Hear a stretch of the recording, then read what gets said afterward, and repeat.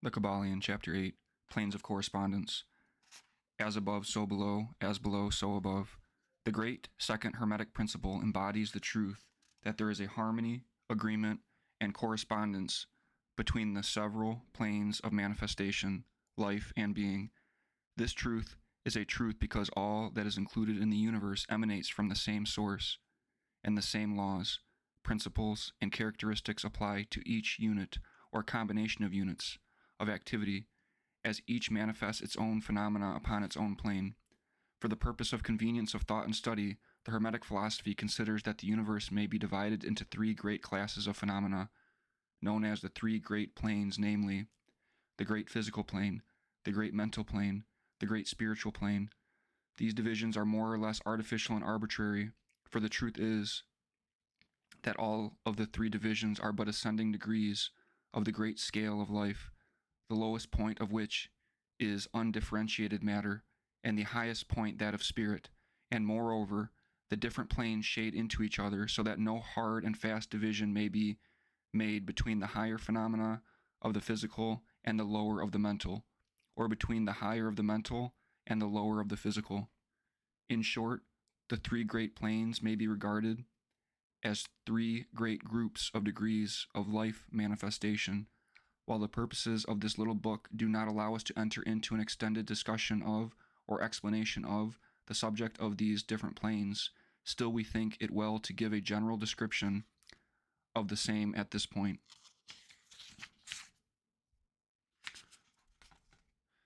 At the beginning, we may as well consider the question so often asked by the neophyte who desires to be informed regarding the meaning of the word plane, which term has been very freely used and very poorly explained. In many recent works upon the subject of occultism, the question is generally about as follows: is a plane a place having dimensions, or is it merely a condition or state?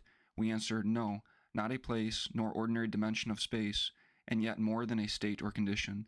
It may be considered as a state or condition, and yet the state or condition is a degree of dimension, in a scale subject to measurement. Somewhat paradoxical, is it not? But let us examine the matter. A dimension, you know, is a measure in a straight line, relating to measure, etc. The ordinary dimensions of space are length, breadth, and height, or perhaps length, breadth, height, thickness, or circumference. But there is another dimension of created things, or measure in a straight line, known to occultists, and to scientists as well, although the latter have not as yet applied the term dimension to it. And this new dimension, which, by the way, is the much speculated about fourth dimension, is the standard used in determining the degrees or planes. This fourth dimension may be called the dimension of vibration. It is a fact well known to modern science, as well as to the Hermetists, who have embodied the truth in their third Hermetic principle, that everything is in motion, everything vibrates, nothing is at rest. From the highest manifestation to the lowest, everything and all things vibrate. Not only do they vibrate at different rates of motion, but as in different directions and in a different manner. The degrees of the rate of vibrations constitute the degrees of measurement on the scale of vibrations. In other words, the degrees of the fourth dimension, and these degrees form what occultists call planes. The higher the degree of rate of vibration, the higher the plane, and the higher the manifestation of life occupying that plane. So that while a plane is not a place, nor yet a state or condition, yet it possesses qualities common to both. We shall have more to say regarding the subject of the scale of vibrations in our next lessons, in which we shall consider the Hermetic principle of vibration. You will kindly remember, however, that the three great planes are not actual divisions of the phenomena of the universe, but merely arbitrary terms used by the Hermetists in order to aid in the thought and study of the various degrees and forms of universal activity in life. The atom of matter, the unit of force, the mind of man, and the being of the archangel are all but degrees in one scale, and all fundamentally the same. The difference between solely a matter of degree and rate of vibration, all are creations of the all, and have their existence solely within the infinite mind of the all. The Hermetists subdivide each of the three great planes into 7 minor planes, and each of these latter are also subdivided into 7 subplanes, all divisions being more or less arbitrary, shading into each other, and adopted merely for convenience of scientific study and thought. The great physical plane, and its 7 minor planes, is that division of the phenomena of the universe which includes all that relates to physics, or material things, forces, and manifestations. It includes all forms of that which we call matter, and all forms of that which we call energy or force. But you must remember that the Hermetic philosophy does not recognize matter as a thing in itself, or as having a separate existence even in the mind of the all. The teachings are that matter is but a form of energy, that is, energy at a low rate of vibrations of a certain kind, and accordingly, the Hermetists classify matter under the head of energy, and give to it 3 of the 7 minor planes of the great physical plane. These 7 minor physical planes are as follows: 1. The plane of matter, A. 2. The plane of matter, B. 3. The plane of matter, C. 4. The plane of ethereal substance. 5. The plane of energy, A. 6. The plane of energy, B. 7. The plane of energy, C. The plane of matter, A, comprises the forms of matter in its form of solids, liquids, and gases, as generally recognized by the textbooks on physics. The plane of matter, B, comprises certain higher and more subtle forms of matter, of the existence of which modern science is but now recognizing, the phenomena of radiant matter, in its phases of radium, etc., belonging to the lower subdivision of this minor plane. The plane of matter, C, comprises forms of the most subtle and tenuous matter, the existence of which is not suspected by ordinary scientists. The plane of ethereal substance comprises that which science speaks of as the ether, a substance of extreme tenuity and elasticity, pervading all universal space and acting as a medium for the transmission of waves of energy such as light, heat, electricity, etc. This ethereal substance forms a connecting link between matter, so-called, and energy, and partakes of the nature of each. The Hermetic teachings, however, instruct that this plane has 7 subdivisions, as have all of the minor planes, and that, in fact, there are 7 ethers instead of but 1. Next above the plane of ethereal substance comes the plane of energy, A, which comprises the ordinary forms of energy known to science, its 7 subplanes being respectively heat, light, magnetism, electricity, and attraction, including gravitation, cohesion, chemical affinity, etc., and several other forms of energy indicated by scientific experiments but not as yet named or classified. The plane of energy, B, comprises 7 subplanes of higher forms of energy, not as yet discovered by science, but which have been called nature's finer forces, and which are called into operation in manifestations of certain forms of mental phenomena, and by which such phenomena becomes possible. The plane of energy, C, comprises 7 subplanes of energy so highly organized that it bears many of the characteristics of life, but which is not recognized by the minds of men in the ordinary plane of development, being available for the use on beings of the spiritual plane alone. Such energy is unthinkable to ordinary man, and may be considered almost as the divine power. The beings employing the same are as gods compared even to the highest human types known to us. The great mental plane comprises these forms of living things known to us in ordinary life, as well as certain other forms not so well known except to the occultist. The classification of the 7 minor mental planes is more or less satisfactory and arbitrary, unless accompanied by elaborate explanations, which are foreign to the purpose of this particular work, but we may as well mention them. They are as follows: 1. The plane of mineral mind. 2. The plane of elemental mind, A. 3. The plane of plant mind. 4. The plane of elemental mind, B. 5. The plane of animal mind. 6. The plane of elemental mind, C. 7. The plane of human mind. The plane of mineral mind comprises the states or conditions of the units or entities or groups and combinations of the same, which animate the forms known to us as minerals, chemicals, etc.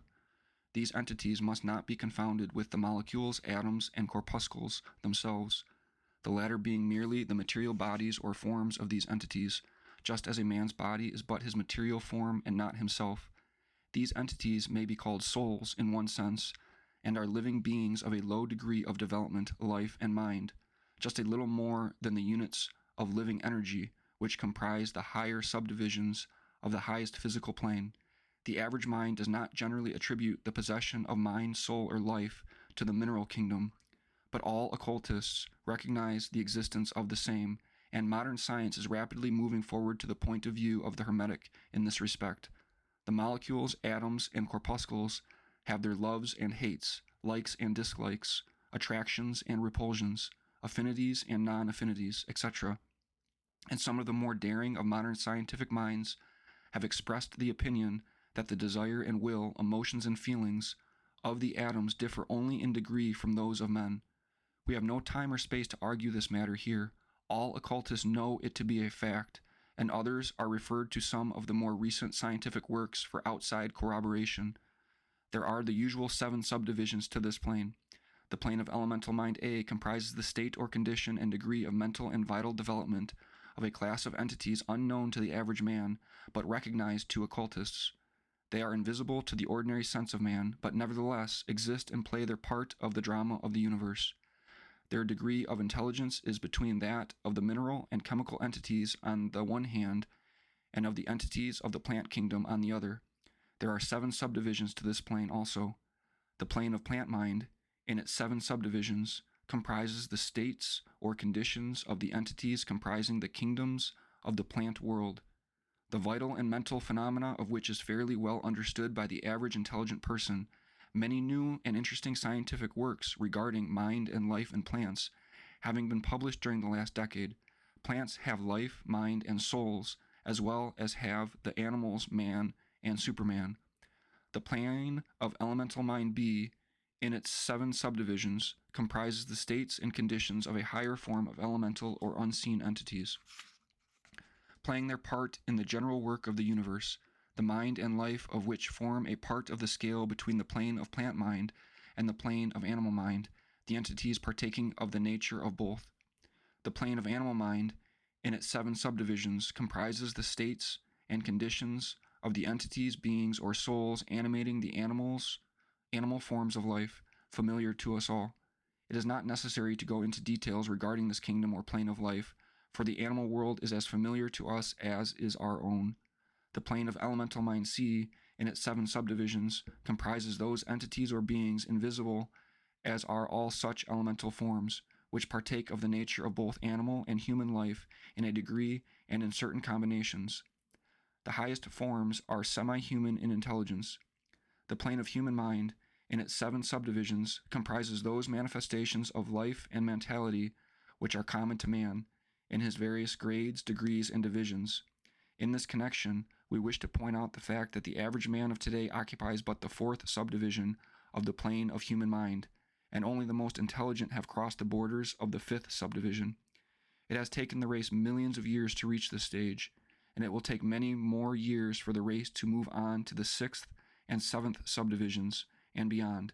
But remember that there have been races before us which have passed through these degrees and then on to higher planes. Our own race is the 5th, with stragglers from the 4th, which has set foot upon the path, and then there are a few advanced souls of our own race who have outstripped the masses and who have passed on to the 6th and 7th subdivision, and some few being still further on. The man of the 6th subdivision will be the Superman. He of the 7th will be the Overman. In our consideration of the 7 minor mental planes, we have merely referred to the 3 elementary planes in a general way.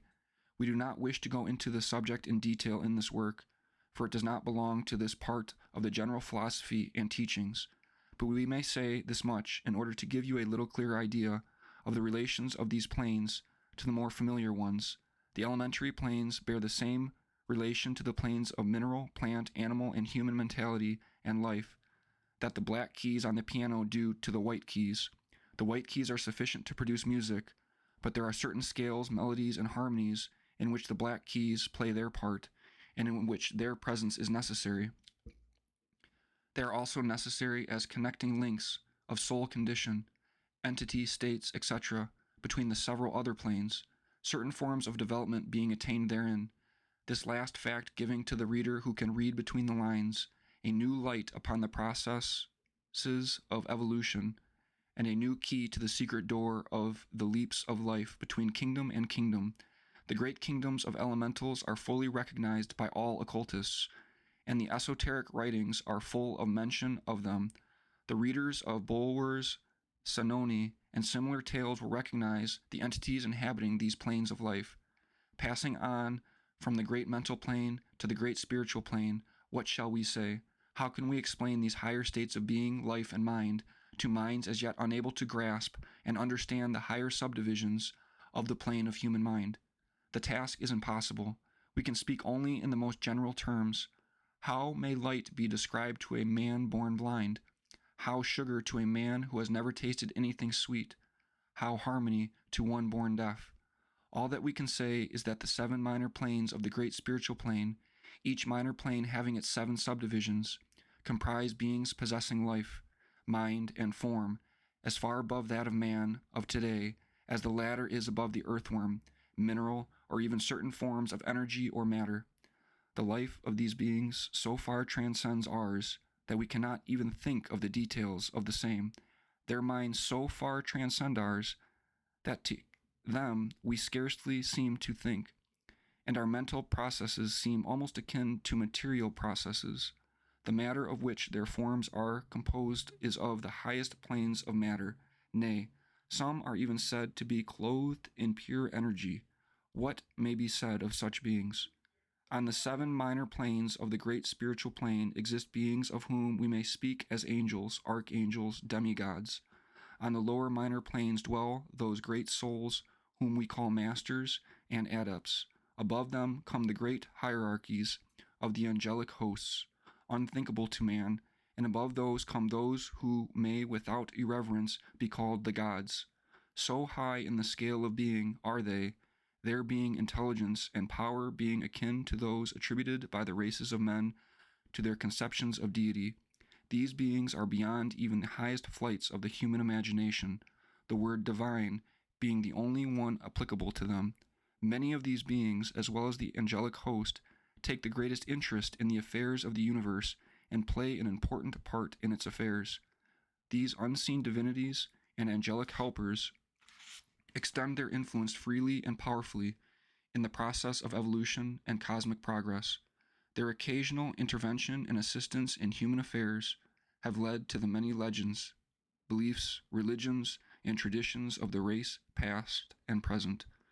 They have superimposed their knowledge and power upon the world again and again, all under the law of the all, of course. But yet, even the highest of these advanced beings exist merely as creations of and in the mind of the all, and are subject to the cosmic processes and universal laws. They are still mortal. We may call them gods if we like, but still they are but the elder brethren of the race, the advanced souls who have outstripped their brethren, and who have foregone the ecstasy of absorption by the all, in order to help the race on its upward journey along the path. But they belong to the universe, and are subject to its conditions. They are mortal, and their plane is below that of absolute spirit. Only the most advanced Hermetists are able to grasp the inner teachings regarding the state of existence and the powers manifested on the spiritual planes. The phenomena is so much higher than that of the mental planes that a confusion of ideas would surely result from an attempt to describe the same. Only those whose minds have been carefully trained along the lines of the Hermetic philosophy for years, yes, those who have brought with them from other incarnations the knowledge acquired previously, can comprehend just what is meant by the teaching regarding these spiritual planes, and much of these inner teachings is held by the Hermetists as being too sacred, important, and even dangerous for general public dissemination. The intelligent student may recognize what we mean by this when we state that the meaning of spirit, as used by the Hermetists, is akin to living power, animated force, inner essence, essence of life, etc., which meaning must not be confounded with that usually and commonly employed in connection with the term, i.e., religious, ecclesiastical, spiritual, ethereal, holy, etc., etc. To occultists, the word spirit is used in the sense of the animating principle, carrying with it the idea of power, living energy, mystic force, etc. And occultists know that that which is known to them as spiritual power may be employed for evil as well as good ends, in accordance with the principle of polarity, a fact which has been recognized by the majority of religions in their conceptions of Satan, Beelzebub, the devil, Lucifer, fallen angels, etc. And so the knowledge regarding these planes has been kept in the Holy of Holies in all esoteric fraternities and occult orders, in the secret chamber of the temple. But this may be said here, that those who have attained high spiritual powers and have misused them have a terrible fate in store for them, and the swing of the pendulum of rhythm will inevitably swing them back to the furthest extreme of material existence, from which point they must retrace their steps spiritward along the weary rounds of the path, but always with the added torture of having always with them a lingering memory of the heights from which they fell, owing to their evil actions. The legends of the fallen angels have a basis in actual facts, as all advanced occultists know. The striving for selfish power on the spiritual planes inevitably results in the selfish soul losing its spiritual balance and falling back as far as it had previously risen. But to even such a soul, the opportunity of a return is given, and such souls make the return journey, paying the terrible penalty according to the invariable law. In conclusion, we would again remind you that according to the principle of correspondence, which embodies the truth, as above, so below, as below, so above, all of the 7 Hermetic principles are in full operation on all of the many planes, physical, mental, and spiritual. The principle of mental substance, of course, applies to all the planes, for all are held in the mind of the all. The principle of correspondence manifests in all, for there is a correspondence, harmony, and agreement between the several planes. The principle of vibration manifests on all planes. In fact, the very differences that go to make the planes arise from vibration, as we have explained. The principle of polarity manifests on each plane, the extremes of the poles being apparently opposite and contradictory. The principle of rhythm manifests on each plane, the movement of the phenomena having its ebb and flow, rise and flow, incoming and outgoing. The principle of cause and effect manifests on each plane, every effect having its cause and every cause having its effect. The principle of gender manifests on each plane, the creative energy being always manifest and operating along the lines of its masculine and feminine aspects, as above, so below, as below, so above. This centuries-old Hermetic axiom embodies one of the great principles of universal phenomena. As we proceed with our consideration of the remaining principles, we will see even more clearly the truth of the universal nature of this great principle of correspondence.